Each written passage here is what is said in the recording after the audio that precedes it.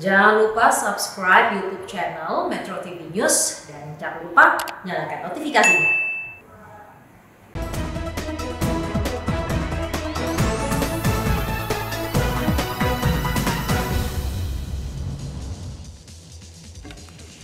Halo, selamat malam pemirsa, Anda kembali menyaksikan Prime Talk Tajam Mendalam bersama saya Zilvia Iskandar. Ledakan kasus corona sudah di depan mata. Jumlah kasus corona di DKI Jakarta, Jawa Barat, dan Jawa Tengah melonjak tajam dalam sepekan terakhir. Kepala daerah harus bertindak ekstra cepat untuk menghentikan penularan virus. Pemerintah pusat minta PPKM Mikro dilanjutkan sampai tanggal 28 Juni dengan pengetatan implementasi di lapangan serta menerapkan aturan-aturan tertentu di zona merah. Seperti apakah strategi yang akan diterapkan oleh kepala daerah berikutnya? Saya akan membahasnya bersama dengan Gubernur Jawa Tengah Ganjar Pranowo sesaat lagi.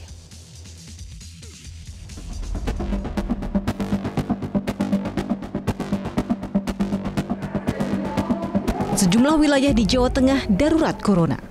Rumah sakit semakin penuh dengan pasien COVID-19. Data tingkat keterisian rumah sakit di Jawa Tengah saat ini mencapai 68%.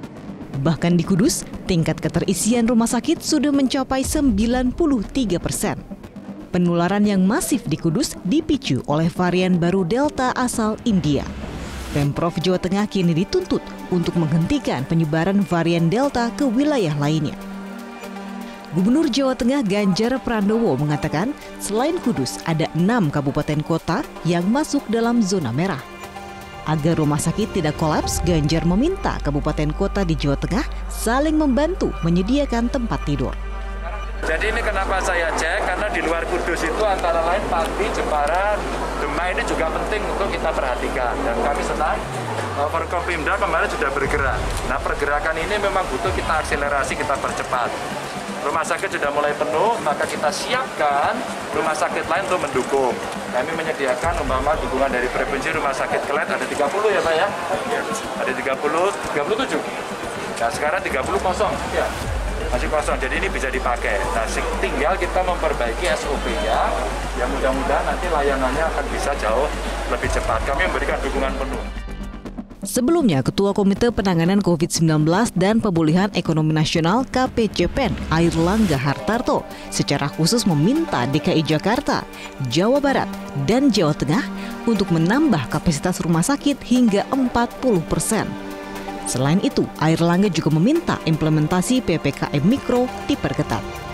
Kenaikan di beberapa tempat, Jawa Barat, kemudian juga di Jawa Tengah, dan DKI Jakarta. Ini beberapa langkah yang perlu dilakukan oleh pemerintah adalah untuk fasilitas rumah sakit ini ditingkatkan menjadi 40%. Terutama di daerah kabupaten kota dengan zonasi merah. Demi menekan angka penularan COVID-19, sejumlah daerah di Jawa Tengah melakukan karantina wilayah berskala lokal. Sementara itu, pemerintah daerah terus mengoptimalkan testing dan tracing. Tim Liputan Metro TV. Pemandangan memilukan terjadi di Rumah Sakit Umum Daerah Kartini, Jepara. Pasien-pasien COVID-19 di Kabupaten Jepara terlantar di depan instalasi gawat darurat karena tidak mendapatkan tempat tidur di ruang isolasi khusus pasien COVID-19. 4 pasien COVID-19 berada di ruang tunggu instalasi gawat darurat RSUD Kartini. Keempat pasien ini belum bisa ditangani oleh tim medis RSUD Kartini, salah satunya karena ruang isolasi khusus pasien COVID-19 sudah penuh di rumah sakit ini. Pasien terpaksa menantikan keputusan pengelola rumah sakit apakah akan dirawat atau dirujuk ke rumah sakit lainnya. Tidak hanya pasien yang terlantar, beberapa keluarga pasien COVID-19 juga mengeluhkan lambatnya penanganan jenazah di RSUD Kartini yang terpaksa harus menunggu selama 9 jam untuk pemusaran anggota keluarga mereka. Selain Kudus, Jepara juga merupakan salah satu daerah zona merah yang mendapatkan perhatian khusus dari pemerintah Provinsi Jawa Tengah.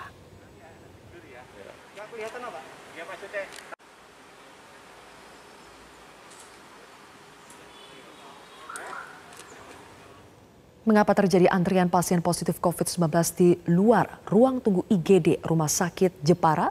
Kontributor Metro TV Budi Hutomo akan melaporkan secara langsung dari Jepara, Jawa Tengah. Selamat malam, Budi. Ya, selamat malam, Sylvia.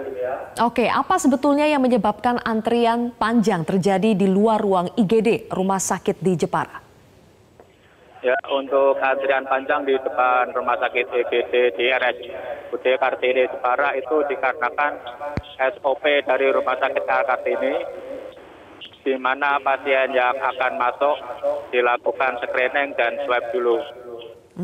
Apalagi setelah itu dilakukan ronsen. Lamanya ronsen mengakibatkan banyak pasien yang menunggu di teras IGD rumah sakit. Setelah hasil screening dan swab keluar, pasien baru bisa, yang positif baru bisa dilakukan isolasi dan yang negatif langsung dimasukkan ke ruang pelayanan umum. Oke, berapa sebetulnya kapasitas tempat tidur di IGD yang tersedia di RSUD Kartini? Ya, untuk kapasitas di ruang isolasi di RSUD Kartini sebanyak 28 tempat tidur dan saat ini kondisinya penuh. Dan tadi siang di RSUD juga sudah menambah 20 tempat tidur lagi untuk perawatan pasien yang terkonfirmasi positif 19. Oke. Apakah hal seperti ini hanya terjadi di RSUD Kartini atau mayoritas rumah sakit yang memiliki fasilitas untuk pasien COVID-19 juga mengalami hal serupa? Ya, untuk kondisi seperti itu hampir semua terjadi di 6 rumah sakit yang menjadi rujukan COVID-19 di Kabupaten Jepara. Hampir semuanya ruang isolasi penuh dan banyak pasien menunggu di IGD karena prosedurnya seperti itu, dilakukan screening dan swab. Oke, apakah Anda melihat sudah ada langkah intensif yang dilakukan oleh pemerintah setempat untuk menanggulangi kenaikan kasus COVID-19 di Jepara? Ya, untuk saat ini pemerintah Kabupaten Jepara terus mengupayakan pasien yang terkonfirmasi agar dapat mendapatkan pelayanan khusus untuk mereka bisa masuk ke rumah sakit. Dan untuk saat ini banyak pasien yang dikirim ke rumah sakit luar Jepara karena untuk Jepara sendiri ketersediaan tempat isolasi pasien mencapai 90%. Oke, sudah 90% terisi. Selain mentransfer pasien COVID-19 ke rumah sakit lain di luar Jepara, adakah tempat-tempat yang dijadikan tempat isolasi khusus, misalnya hotel atau tempat-tempat publik lainnya yang dijadikan tempat isolasi khusus pasien COVID-19? Ya, untuk tempat isolasi khusus pasien atau karantina mandiri, Pemkab Jepara sudah menyiapkan 3 tempat, yakni di tempat asrama mahasiswa Undip yang ada di Teluk Awur itu terdapat 58 tempat tidur, dan ada di Balai Latihan Kerja juga ada 18 tempat tidur. Dan saat ini semua yang di Balai Latihan Kerja sudah terisi pasien. Oke, baik. Begitulah kondisi terkini ya penanganan kasus COVID-19 di Kabupaten Jepara, Jawa Tengah. Terima kasih atas laporan Anda, Budi Hutomo, kontributor Metro TV dari Jepara, Jawa Tengah. Pemirsa, kami masih akan kembali melanjutkan perbincangan seputar kenaikan kasus di Provinsi Jawa Tengah sesaat lagi.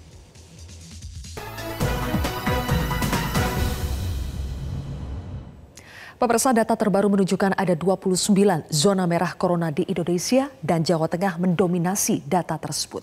Bagaimana strategi pemerintah Provinsi Jawa Tengah menurunkan angka penularan COVID-19? Saya akan membahasnya bersama dengan Gubernur Jawa Tengah, Ganjar Pranowo. Selamat malam, Pak Ganjar.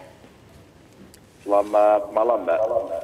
Pak Ganjar, di Jawa Tengah kini ada 7 zona merah: Kudus, Jepara, Wonogiri, Grobogan, Tegal, Semarang, Sragen. Apa kebijakan tegas yang diambil oleh pemerintah provinsi untuk menangani lonjakan kasus ini, Pak? Ya, ada beberapa langkah yang kita lakukan. 2 hal yang terpenting adalah satu, sisi pencegahan, sehingga 5M-nya diterjemahkan dalam bentuk pembatasan kegiatan, termasuk akhirnya kita mesti melakukan operasi justisi bersama kepolisian, bersama TNI. Yang kedua juga mengajak tokoh agama, tokoh masyarakat agar kita bisa melakukan satu tindakan-tindakan pencegahan, apalagi yang terkait dengan aktivitas masyarakat yang cukup banyak. Yang berikutnya adalah meningkatkan testing dan banyak tempat mulai dari Kudus dan sekitarnya itu yang testingnya mesti kita tingkatkan dan itu mulai berangkat membaik begitu. Artinya membaik itu testingnya bertambah. Yang berikutnya lagi tentu dari sisi hilirnya adalah kita mencoba menambah banyak tempat tidur baik untuk isolasi di rumah sakit, ICU maupun isolasi terpusat. Maka langkah-langkah ini yang dilakukan dan PPKM mikronya kita terapkan dengan mulailah daerah-daerah kabupaten kota itu mengunci wilayah-wilayah RT atau RW di mana mereka warganya tertular cukup banyak. Besarannya seperti itu, Mbak. Oke, detailnya Pak Ganjar untuk pembatasan kegiatan masyarakat yang saat ini berlaku terutama di 7 zona merah ini seperti apa, Pak? Iya, kita memang kemarin sudah rapat dengan para bupati wali kota. Akhirnya masuk usulan-usulan dari bupati wali kota yang menurut saya cukup bagus. Karena ini tidak cukup diselesaikan pada wilayah 1 atau 2 kabupaten. Maka mesti bicara dalam satu kewilayahan di mana zonanya adalah merah semuanya. Saya tunjukkan umpama kemarin usulan dari Bupati Sragen menurut saya bagus. Kalaulah kemudian satu kabupaten mengambil tindakan penutupan tempat pariwisata, maka kabupaten sebelah harus juga tutup. Kalau tidak, mereka akan berpindah, maka mobilitas akan terjadi. Bahkan Majelis Ulama yang ada di Sragen umpama mengusulkan sekarang ibadah dilakukan di rumah saja. Maka pariwisata dan ibadah adalah contoh yang baik untuk bisa kita lakukan satu tindakan pencegahan. Nah, kemarin orang bicara dari sisi pendidikan. Izin kepada saya, lalu bagaimana Pak Ganjar berkaitan dengan pendidikan? Di zona merah tidak akan saya izinkan orang melakukan pembelajaran tatap muka. Ini beberapa yang sifatnya konkret dan tadi saya datang ke Jepara, terus kemudian ke Pati, mereka melakukan tindakan lockdown pada level-level RT begitu. Menurut saya cukup bagus. Hanya Mbak, Jepara tadi saya lihat terjadi peningkatan yang juga eksponensial, nampaknya terjadi outbreak di beberapa tempat. Maka kita sekarang lagi tekan betul agar rumah sakit bisa mengkonversi tempat-tempat ICU-nya, sehingga kita dorong sekarang ada satu rumah sakit khusus yang bisa dipakai untuk penanganan COVID. Begitu, Mbak. Oke, rumah sakit khususnya itu dari rumah sakit yang sebelumnya tidak menangani pasien COVID atau bagaimana, Pak? Ya, betul. Sebenarnya rata-rata rumah sakit yang ada menangani semua penyakit. Lalu kemudian dia membagi, umpama ICU-nya dibagi, tempat isolasinya dibagi. Nah, sekarang ketika terjadi peningkatan yang sangat eksponensial ini, maka saya minta pelan-pelan dikonversi. Maka pasien-pasien umum itu kemudian bisa dipindahkan ke tempat lain, atau kalau sudah sembuh, bednya itu dikonversi menjadi bed untuk isolasi atau untuk menangani pasien COVID. Dan itu yang tadi coba kita lakukan, bahkan beberapa rumah sakit yang milik provinsi, saya dorong untuk menangani khusus COVID begitu. Oke, Pak Ganjar, tadi dari laporan kontributor kami di Jepara mengatakan tingkat keterisian tempat tidur untuk pasien COVID-19 itu sudah 90%, di Kudus sudah 93%. Bagaimana supaya langkah-langkah penanganan seperti menambah tempat tidur bisa lebih cepat, kemudian bantuan-bantuan dari provinsi bisa lebih cepat, supaya bornya ini tidak keburu penuh, Pak? Ya, ada beberapa tindakan yang sifatnya jangka pendek. Jangka pendeknya adalah daerah sekitarnya yang masih kosong membantu. Sebenarnya sejak ledakan terjadi di Kudus itu, kota Semarang umpama sudah membantu. Demak sudah membantu, tapi Demak ini nempel dengan Kudus. Maka sebenarnya akhirnya Demak mengalami hal yang mirip seperti Kudus. Jepara demikian halnya. Maka tadi waktu saya cek, peningkatannya luar biasa, Mbak, sangat tinggi sekali. Maka ada beberapa bed yang tadi masih bisa punya potensi digeser menjadi bed yang bisa dipakai untuk penanganan COVID. Maka besok saya minta itu sudah dilakukan dan Pak Bupati tadi sudah mengkonfirmasi itu dan kami membantu. Kalaulah kemudian pasien-pasien itu tanpa gejala, sebaiknya ditaruh di tempat isolasi terpusat dan dirawat di sana, tidak di rumah sakit. Atau yang dirawat di rumah sakit tapi sudah mulai agak membaik, gejalanya mulai hilang, tidak ada gejala yang berat, maka boleh digeser ke tempat-tempat isolasi mandiri. Sehingga kami sekarang menyiapkan tempat-tempat isolasi mandiri di mana ada lebih banyak kamar, terus kemudian gedung-gedung yang tinggi, dalam arti itu bednya tersedia lebih banyak atau ruangnya tersedia lebih banyak, termasuk hotel-hotel yang disiapkan oleh para bupati wali kota begitu. Oke, tantangan penanganan COVID-19 di Jawa Tengah makin berat ketika masuk varian baru, Pak. Varian dari India atau varian Delta yang sudah masuk ke Kudus. Bagaimana melokalisir penyebaran dari varian baru ini supaya tidak menyebar ke daerah-daerah lainnya, Pak? Agak sulit. Dugaan saya ini sudah menyebar. Kalau indikasi yang saya lihat sebenarnya sejak kasus di Kudus pertama, kok ini persebarannya demikian cepat sekali. Saya melihat sangat akseleratif begitu ya, eksponensial begitu. Maka kami diskusi di internal itu menduga-duga ini kapan kemudian hasil genome sequencing testnya ini segera bisa dilihat. Maka pada saat keluar dan kemudian dari kementerian menyampaikan bahwa ini varian dari India, maka pada saat itu sebenarnya seperti yang kita diskusikan. Artinya, kalau saya melihat di tempat-tempat lain juga terjadi peningkatan itu, dugaan saya varian ini sudah tersebar. Maka yang kita lakukan adalah sekarang kita mencoba mengambil sampel dari berbagai kabupaten kota yang terjadi peningkatan itu. Maka warning saya hari ini harus diasumsikan bahwa sepertinya penularan yang sangat cepat itu, ini jenis virusnya itu adalah yang dari India itu. Agar publik kemudian menjadi peduli, aware, dan kemudian kita melakukan tindakan yang ketat itu. Apakah langkah melakukan testing dan juga tracing yang lebih masif ini bisa membantu, Pak, untuk menekan penyebaran dari apakah itu varian baru atau varian yang lama? Apakah itu bisa diupayakan? Ya, ini justru pertanyaan yang menurut saya sangat bagus dan mesti dipahami oleh semua, wabil khusus nih pengambil keputusan, pemegang otoritas kesehatan. Kita jangan malas. Karena Mbak seringkali ada yang tidak mau melakukan testing. Kalau mereka tidak mau melakukan testing secara masif, maka yang terjadi adalah seolah-olah tidak terjadi apa-apa. Maka performa mereka ketika dilihat dari kurva-kurvanya menjadi kelihatan rendah. Tapi itu menipu dan berbahaya. Maka ukurannya adalah seberapa testing yang ada. Testing pun Mbak, sekarang tidak cukup hanya mengandalkan standar minimum yang dari WHO itu.